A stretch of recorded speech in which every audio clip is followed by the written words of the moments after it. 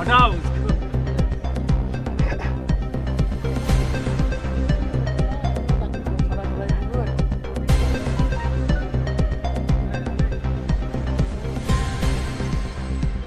আমি ডাইরেক্টরের সঙ্গে আলোচনা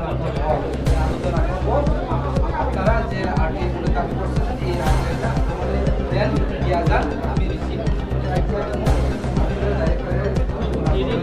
এরপরে আমরা